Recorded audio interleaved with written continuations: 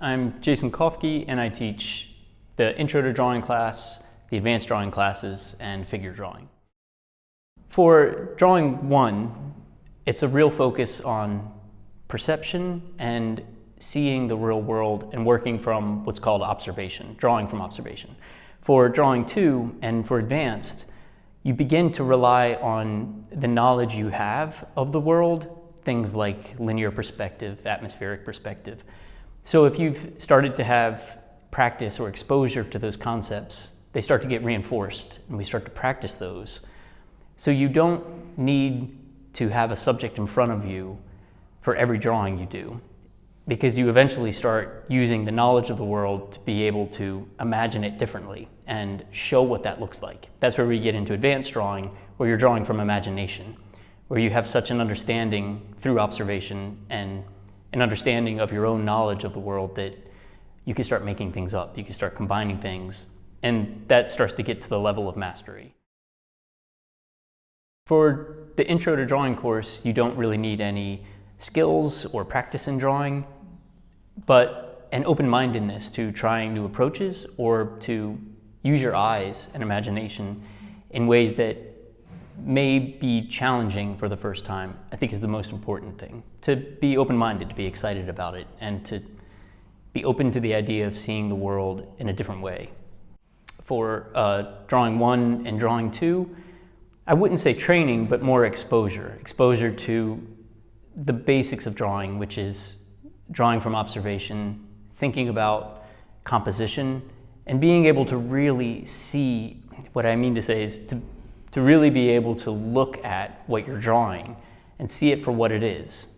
For example, drawing a still life is not a generic act. You're looking at that particular object at that time and space with that lighting. And what I always tell my students is it's so easy, just draw what you see. The challenge is seeing it for what it is and not what you think it is. If that doesn't make sense, it makes sense when you take the class. For figure drawing, we build a knowledge for each student of anatomy and musculature and skeletal systems. And from there, we develop the three forms of the body and how they balance and relate to each other to create a sense of movement and contrapposto and ultimately life. And then, when we have an understanding of all that, we forget about all of it and we just draw. We see the figure as a unique moment in time and space where you render the lights and shadows and gesture of that moment. And that is usually where figure drawing starts to become fun, because you start to, at least at SRISA, you start to develop your own style, your own way of seeing and expressing that through the figure form. So for figure drawing, I think just a basic understanding of drawing and drawing materials. Being comfortable with a sketchbook and various drawing media like pencils, graphite, maybe charcoal, and being comfortable with looking at something and sketching it quickly. If you have at least a basic understanding of that, you're ready for figure drawing. Well, I've been teaching and lecturing for a decade at different schools around the world, and I've always had lectures that have pictures of paintings and artworks and sculptures that uniquely here at SRISA in Florence are literally a 5-minute walk from campus. So going to school here, it's not an education from a book or from a lecture that's projected on the screen, but instead we go to the actual sites and locations and we see the actual artworks for reference and for study. And we can get a cappuccino along the way or a cornetto, and we can enjoy being part of the lifeblood of the creative city that Florence has been for the past 500 years. I loved being an art student. Obviously, I stayed in school for 7 or 8 years to become a professor for arts. And what I loved about it was every day being challenged to create something new, or most importantly, to be surrounded by like-minded people.